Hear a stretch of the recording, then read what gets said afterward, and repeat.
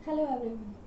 First of all तो I am really sorry कि भाई मेरी वजह से आप लोगों को इतना वेट करना पड़ा, पर पर्सनल इशू की वजह से मैं वीडियो नहीं बना पाई।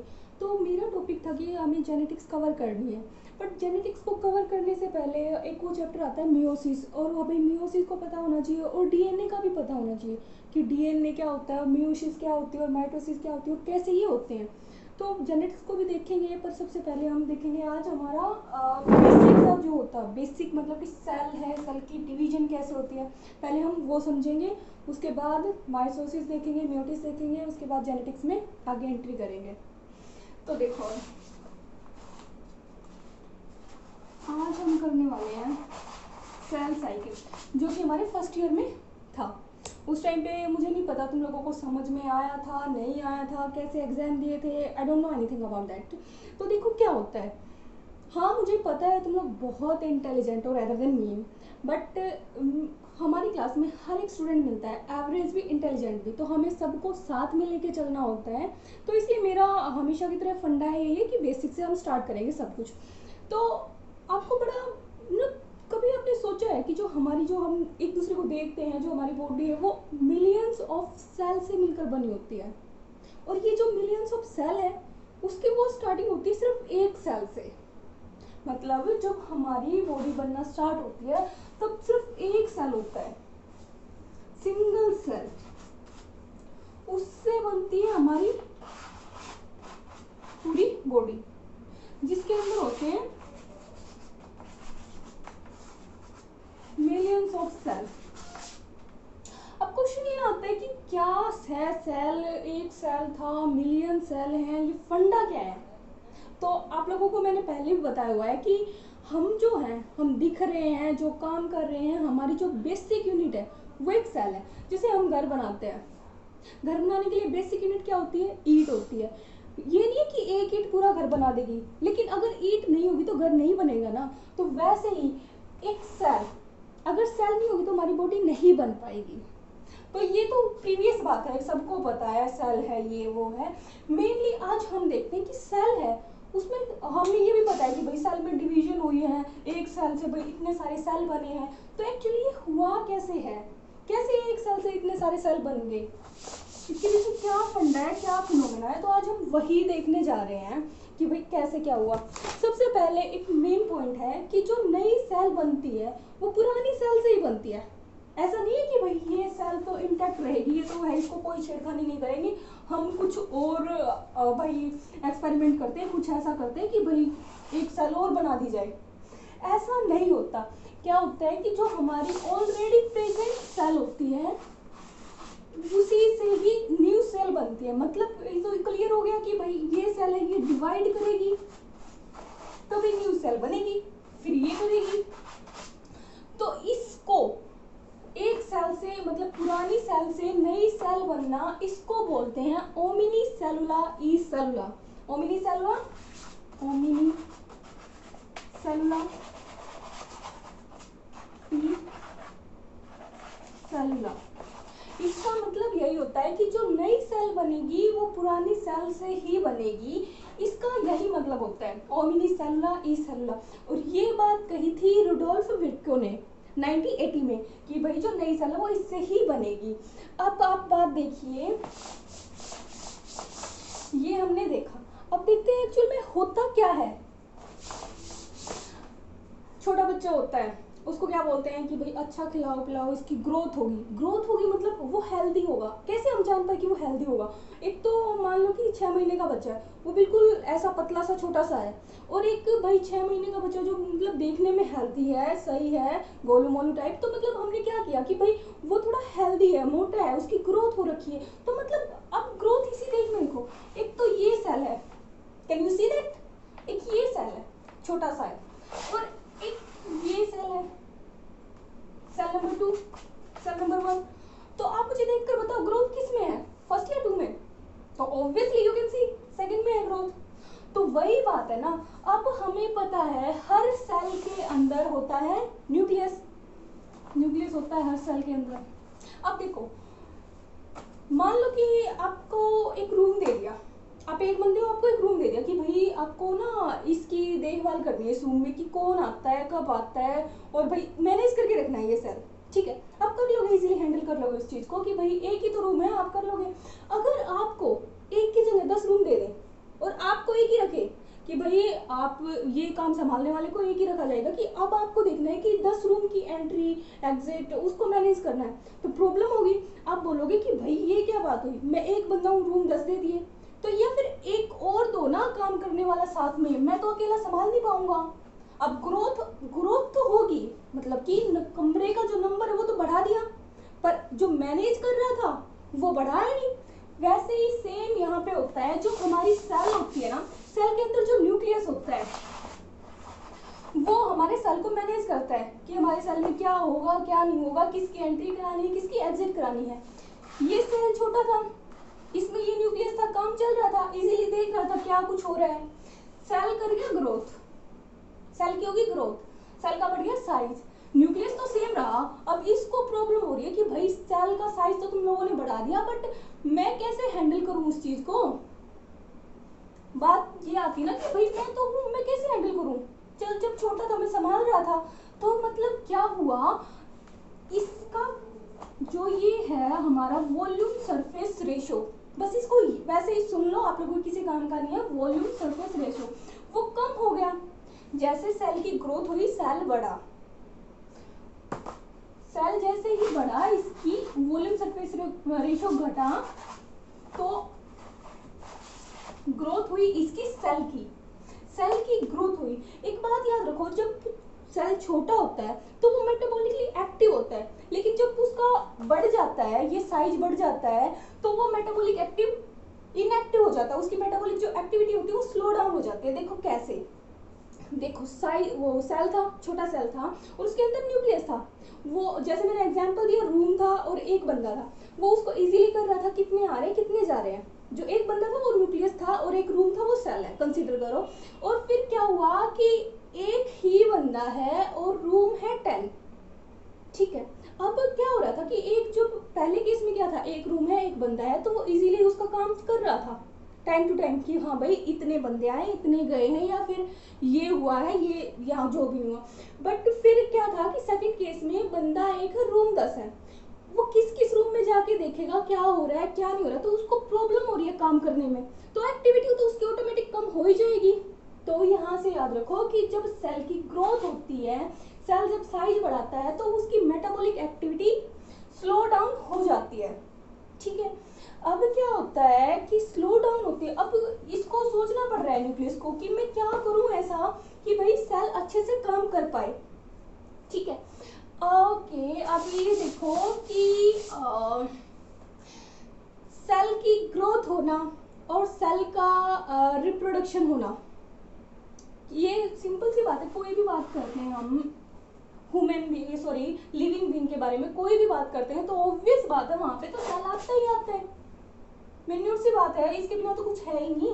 तो सेल की ग्रोथ होना, ठीक है, मतलब कि साइज में इंक्रीज होना, डिवीजन मतलब कि एक से दो बनना, रिप्रोडक्शन इसी को तो बोलते हैं, मतलब कि growth number 1 and number 2 division, ये एक सेल की कैरेक्टरिस्टिक होती है। मतलब कि उसका जो जितना भी लाइफ टाइम होता है एक सेल का, जितना लाइफ स्पान होता है, मतलब कि जितना लाइफ साइकिल होती है, जीवन चक्र जितना होता है उसका, उसको करना बस यही होता है। एक सेल होगी, वो ग्रोथ करेगी, जब वो मैच्योर हो जाएगा तो डिवाइड करेगी, और जैसे ही डिवाइड करेगी तो वो सेल तो खत्म हो जाएगी। यही होती है सेल की life cycle, that is okay. ये थी हमारी सेल की लाइफ साइकिल, इसी के बारे में हमने जानना है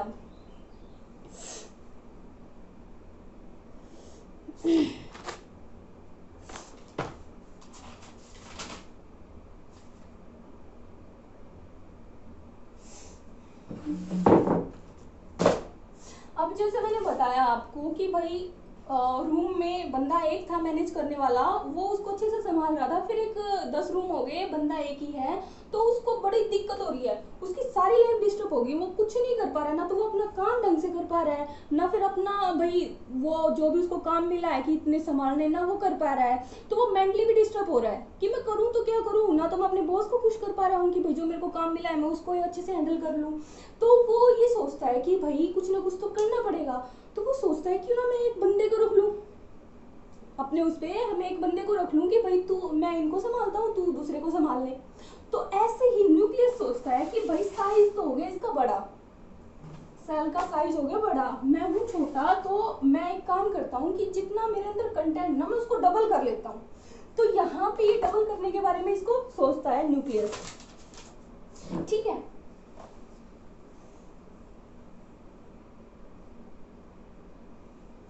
अब एक बात याद रखो, एक सेल से बनते हैं 2 सेल, फिर ये डिवाइड करेगा, फिर ये डिवाइड करेगा, ऐसे डिवीजन होती रहेगी।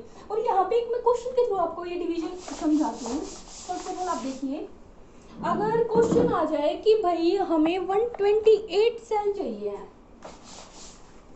वी वांट 128 सेल, तो कितनी बार हम एक मतलब डिवीजन कितनी बार होगी। तो अब देखो, यहाँ पे था एक सेल, ठीक है, यहाँ सेल था, सेल ने डिवाइड किया, फिर ये डिवाइड करेंगे, ऐसे करेंगे, हर एक सेल 2 में डिवाइड हो जाएगी। तो देखो एक सेल थी वो डिवाइड होगी 2 में, फिर 2 से बने 4, 4 से बने 8, 8 से बने 16, 16 से बने 32, 32 से 64, 64 से बने 128। एम आई राइट? देखो अब देखो डिवीजन कितने बार हुई है, एक डिवीजन तो होगी ये, 1 बार, 2 बार, 3 बार, 4 बार, 5 बार, 6 बार, 7 बार, यानी कि एक सेल से हमें 128 सेल बनाने के लिए 7 टाइम डिवीजन करानी पड़ेगी, मतलब कि 7 टाइम डिवीजन होगी एक सेल से हमें 128 सेल लेने के लिए। अब एक बात आती है, अब आप लोग सोचोगे कि सेल का साइज बढ़ते ही वो डिवाइड कर जाती है, कि आपने तो अब तक जो मैंने बोला है इसके अकॉर्डिंग तो आपके दिमाग में यही बात आएगी कि मतलब सेल की, ये बात तो देखो है, ग्रोथ कैसे होती है, हमारे खाने से, खाना हम रेगुलर खाते ही हैं, तो मतलब सेल तो साइज में इंक्रीज होगा ही। और आपने जैसा बोला है कि साइज इंक्रीज होते ही उसका भाई जो वो वॉल्यूम सरफेस जो भी था वो डिस्टर्ब होगा, और भाई वो न्यूक्लियस उसको संभाल नहीं पाएगा और डिवीजन की ओर उसको बोलेगा कि भाई डिवाइड कर। तो ऐसे में तो भाई हम इतने बड़े हो जाने चाहिए कि भाई हमें दिखे इतने बड़े हो जाए कि भाई हम तो डिवाइड तो करेगी ना, सेल है, सेल डिवाइड करेगी तो हमारा साइज भी बढ़ना चाहिए, हमारा साइज तो बहुत बड़े होना चाहिए अब तक। तो अब देखो कि हमारी, मैं कई बार बोलती हूँ कि हमारी बॉडी इतनी इंटेलिजेंट है, उसको पता है कब क्या करना होता है। जो ये हम हाइट वाइज बढ़ते हैं ये एक एज होती है, और ना हमारे अंदर एक केमिकल होते हैं, मॉलिक्यूल होते हैं जो इस चीज को डिसाइड करते हैं कि कब तो हमारा सेल डिवाइड करेगा और कब उसको डिवीजन हमें नहीं करानी है। अगर आपकी बात मैं रखूं कि भाई हमारी तो इतनी ग्रोथ होगी है तो हमारा फिर डिवीजन होनी चाहिए, तो ऐसे में क्या होगा, इतनी ग्रोथ हो जाएगी, फिर सॉरी इतनी डिवीजन हो जाएगी तो वो सारे सेल कैंसरस बन जाएंगे। कैंसर में होता क्या है, यही तो होता है, एबनॉर्मल डिवीजन होती है। तो अभी आप रखो कि यहाँ पे कुछ केमिकल होते हैं, कुछ मॉलिक्यूल होते हैं जो कि हमारे सेल साइकिल को कंट्रोल करके रखते हैं कि कब कब वो डिवाइड करेगी और कब डिवाइड नहीं करेगी। अब देखो हमारा जो भी सेल साइकिल होती है, सेल की साइकिल का मतलब है कि सेल का जितना भी लाइफ स्पैन होता है उसमें ना 2 मेजर प्रोसेस होती हैं। एक तो सेल ग्रोथ कर रहा है, दूसरा वो ग्रोथ करते डिवाइड कर रहा है। तो देखिए ये हमारी सेल है, घूम फिर के बाद सेल के अराउंड ही रहेगी और इसी स्ट्रक्चर पर चलती रहेगी सारी बात। तो आप इस चीज को ज्यादा वो मत करो कि आपको समझ में आ रहा है। मेन बात ये है कि अपना जो फंडामेंटल, अपना जो बेसिक है उसको क्लैरिफाई रखो, क्योंकि बुक्स में सब कुछ लिखा होता है, हर बुक में हर बात लिखी होती है, नॉर्मल लैंग्वेज में भी लिखी होती है, हर बात में लिखी होती है, बट मेन बात ये होती है कि आपको समझ में आ रहा है या नहीं आ रहा है। तो फोकस मत करो कि ये लिख लूं फटाफट या ये कर लूं या ये डायग्राम बना लूं। मेन फोकस ये है कि आप उस चीज को समझो कि मैं बताना क्या चाह रही हूँ। मैं चाह रही हूँ कि आपका बेसिक क्लियर है, बेसिक क्लियर हो जाए, क्योंकि आप कहीं भी चले जाना, कोई भी एंट्रेंस दे देना या कुछ भी कर लेना, जब तक आपका बेसिक क्लियर नहीं होगा आप कुछ भी क्रैक नहीं कर पाओगे। और अगर किसी का बेसिक क्लियर है तो वो तभी उससे ऊपर वाले जो भी एक्स्ट्रा है वो कर सकता है। हाँ, बेसिक क्लियर नहीं है तो एक दो रट्टा लगा के आप कुछ कर सकते हो। फॉर एग्जाम्पल देखो ना, अभी फर्स्ट ईयर क्रैक हो गया, अभी सेकंड ईयर में फिर इसकी सेल साइकिल की डिवीजन की जरूरत पड़ गई हमें। तो वही बात है, जो बेसिक है वो हमेशा हमारे साथ रहेगा और कोई भी मतलब चाहे कुछ भी हो जाए आगे भी ये काम आएगा। और इवन ये साइंस स्टूडेंट हो तो उनको ये सब तो पता होना ही होना चाहिए। इवन ये तो जो साइंस नहीं पढ़ता है जो नॉर्मल है उनके लिए भी जरूरी है, जीके का भी क्वेश्चन है। तो इसलिए भाई नोट करने पे कम ध्यान और थोड़ा समझने पे दे। अब देखो सेल था हमारा, सेल ने की ग्रोथ, साइज में डिफरेंस दिख रहा है आप लोगों को? तो यहाँ पे होगी भाई सेल की ग्रोथ। सेल की ग्रोथ हुई है तो ग्रोथ होने के बाद अब इसमें हो जाएगी डिवीजन।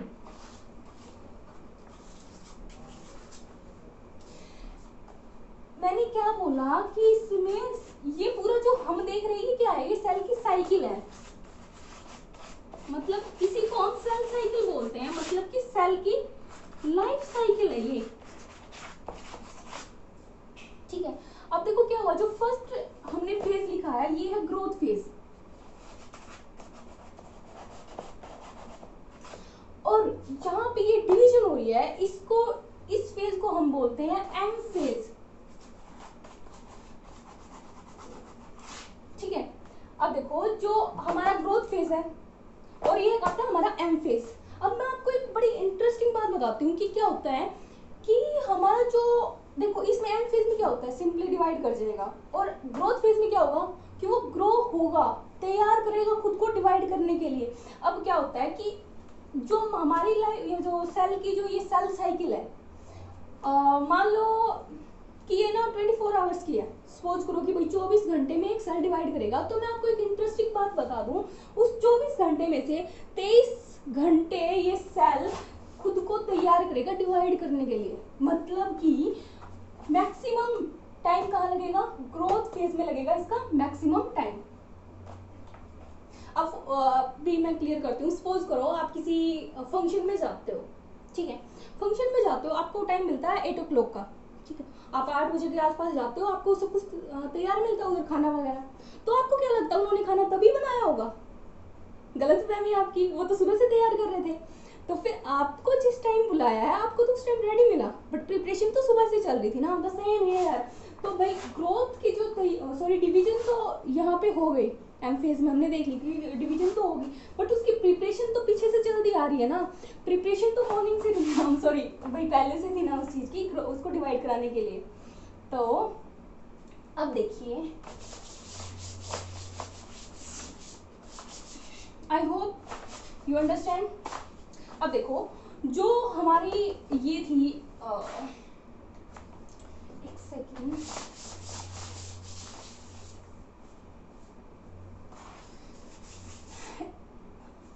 देखो चाहे कोई कितना भी कम करे, बट ऐसा करना चाहिए कि वो उसको बिल्कुल क्लियरफाई हो जाए, अच्छे से हो जाए, वो किसी और को भी बता सके। ऑलवेज क्वांटिटी पे नहीं, क्वालिटी पे फोकस करना चाहिए। तो मुझे चाहे कितने बार भी रफ करना पड़े या कितनी बार भी कुछ भी करना पड़े, मेन थिंग इज दैट कि आप लोगों को समझ में आ जाना चाहिए कि मैं जो बताना चाह रही हूँ आप वो कैच कर पा रहे हो, समझ पा रहे हो। और आपको कुछ ना समझ में आए तो मुझको बताना, उसके बाद में देखने के बाद मैं दोबारा उसको समझा दूंगी, क्लियरफाई कर दूंगी मैं। अब देखो मैं एक एक वर्ड के लिए मैं दोबारा कर रही हूँ, आपसे भी यही एक्सपेक्टेशन है कि आप लोग भी अच्छे से उसको कैच कर पाए।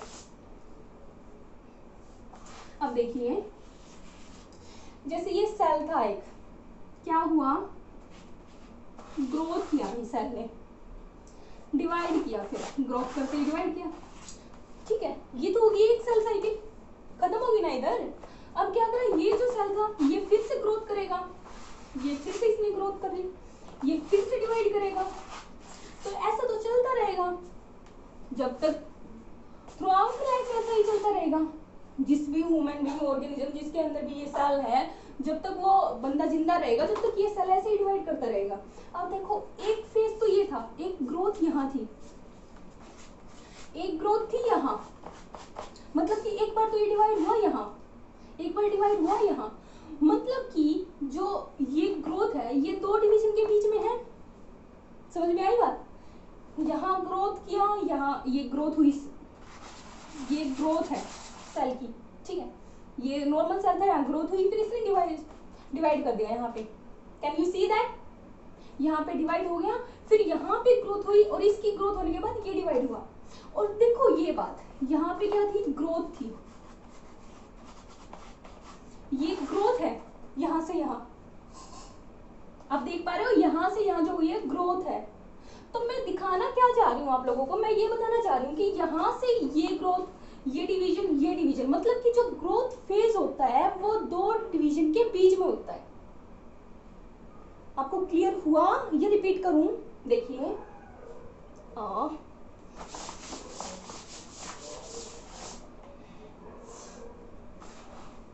छोटा सेल, ग्रोथ हुई, ग्रोथ होते ही डिवाइड कर जाएगा, ठीक है, डिवाइड करेगा तो ये जो नया सेल फॉर्म हुआ है इसमें ग्रोथ होगी। एम आई राइट? तो ग्रोथ होगी तो फिर से डिवीजन होगा, तो मतलब कि एक ये डिवीजन नंबर 1, डिवीजन नंबर 2, इन दोनों के बीच में ही तो ग्रोथ हो रही है ना, ये रहा हमारा ग्रोथ वाला। तो मैं कहना क्या चाह रही हूं कि भाई जो ग्रोथ फेज जो होता है वो दो डिवीजन फेज के बीच में होता है, और कोई चीज अगर दो के बीच में हो रही हो तो उसके लिए वर्ड हम यूज करते हैं इंटर। हमेशा आपने कई बार देखा होगा ना, इंटर, इंट्रा, या फिर ऐसे भी तो बोल देते हैं नॉर्मल कि इंटरनेशनल लेवल पे है, मतलब कि जहां पे दो नेशन हो। इंटर वर्ड जहां भी आए वो मतलब हमेशा दो के बीच में होगी। अरे नॉर्मल दूर क्या जा रहे हो आप, जाओ ना, कि ऐसे बोलते हैं कि किसी की लव मैरिज हुई, अच्छा इंटरकास्ट है, इंटरकास्ट मतलब कि किसी दो कास्ट के बीच में, पर्टिकुलर एक के बीच में नहीं, किसी दो के बीच में। मतलब कि जहां भी ये बात आए कि भाई इंटर, वहां पे समझ लेना कि दो के बीच में बात हो रही है। तो अब ये दो डिवीजन फेज के बीच में है, तो इसीलिए इस फेज को, ग्रोथ फेज को हम इंटरफेज भी बोलते हैं। यहां से क्लियर हुआ कि ग्रोथ फेज को हम इंटरफेज क्यों बोलते हैं। आप ये मत सोचना कि ये भाई कुछ भी है या एवे है, बेफालतू का है। आपको कुछ, आपका जो नर्सिंग के बाद जो वहाँ पे गवर्नमेंट पीजीआई के लिए जो भी एग्जाम वगैरह होता है उनमें ये सब बेसिक आते हैं, और मैं यही सजेशन दूंगी कि आप साथ के साथ उसको लेके चलोगे तो आपके लिए इजी होगा, क्योंकि ये बेसिक ऐसा है कि जब आप 4th ईयर भी क्लियर कर लोगे तो उधर ये बहुत, मतलब इसको समझने में और फिर ना टीचर से पूछने में भी हेजिटेशन होगी। टीचर भी सोचेगा इतना बेसिक है यार, क्या किया तुमने, 4 साल किया क्या? तो भाई इसको यहाँ पे क्लियर करके चलो, फालतू कुछ भी नहीं है। आप